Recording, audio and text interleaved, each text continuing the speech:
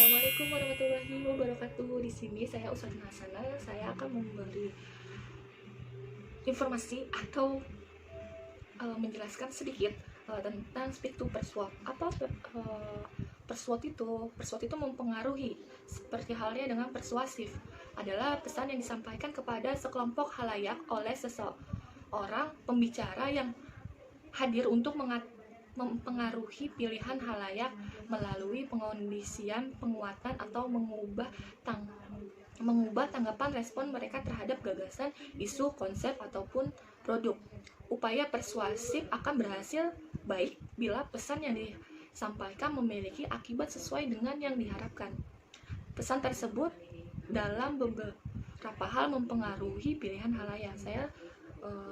Contohnya ya, yang saya ambil adalah contoh berkaitan dengan social distancing akibat adanya virus corona.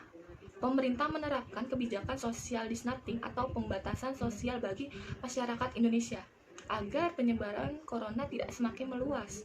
Kebijakan pemerintah ini harus benar-benar diterapkan oleh masyarakat luas, sebab virus COVID-19 dapat dengan mudah menular kepada orang lain, terutama jika terjadi kontak secara langsung.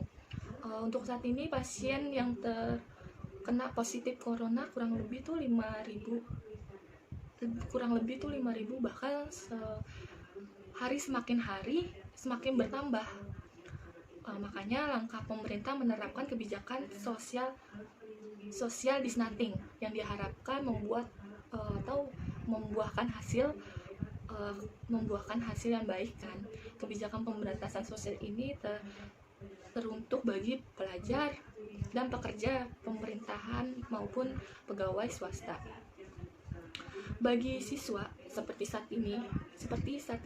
saya diwajibkan untuk belajar di rumah. Mahasiswa kayak saya ini untuk saat ini belajar di rumah karena kita melalui media online. Yang biasanya saya kuliah setiap Sabtu bertemu tatap muka, ini saya tidak gitu kan. Makanya untuk saat ini saya membuat video ini adalah tugas kuliah saya yang harusnya saya Sabtu saya datang dan menjelaskan, mempresentasikan ke teman-teman. Ini saya membuat video agar menjadi semua orang atau teman-teman saya pun tahu kalau saya sedang belajar public speaking. Lanjut, sedangkan bukan hanya pelajar aja, ternyata pekerja juga halnya sama. Bagi pekerja diharapkan dapat bekerja di rumah setiap harinya. Saya juga pekerja, saya bekerja seminggu bisa 3 kali atau 2 kali gitu kan. Pokoknya saya jarang masuk kerja gitu karena perusahaan saya menerapkan social distancing agar mengurangi aktivitas karyawannya untuk tidak keluar di rumah gitu kan. Untuk itu mari kita sama-sama mematuhi keputusan yang diambil oleh pemerintah, yaitu membatasi social distancing dengan menjaga jarak dan mengurangi aktivitas di luar rumah sehingga penyebaran virus corona tidak semakin parah meluas ke seluruh wilayah Indonesia. Pemerintah dapat segera maksimal untuk mengatasi permasalahan COVID-19 ini. Jadi buat teman-teman di rumah, mari kita mematuhi, atau ini termaksud saya mempengaruhi kalian juga kan. Ini masuknya ke speak to persuade, karena memang benar juga kata pemerintah, kita harus sering stay di rumah. Bukan sering ya, memang harus di rumah kalau tidak ada keperluan yang benar-benar mendesak. Kayak kalian harus makan ya memang harus keluar gitu kan. Tapi kayak kalian libur nih, kenapa sih harus main gitu? Kenapa harus main? Bukan harus main ya, gimana ya? Kenapa sih masih main gitu kan? Mungkin bete kan di rumah mulu karena libur kuliah, libur sekolah, libur kerja ya toh. Itu kan kalian berinteraksi sama orang banyak gitu di luar sama orang ya. Udah stop buat itu, karena kita tuh udah pergi dari rumah aja itu udah kayak pergi ke sekolah atau bukan ke sekolah, maaf, ke pekerjaan tuh itu udah resikonya sebenarnya udah gede gitu kan. Apalagi kayak kita sering main keluar gitu ya, hihi di luar gitu kan. Ya itu menurut saya ya miris aja, karena untuk saat ini Indonesia sedang mengalami pandemi yang begitu hebat kalau kata saya begini ya. Soalnya gimana nggak sedih, gimana nggak sedih saya tuh.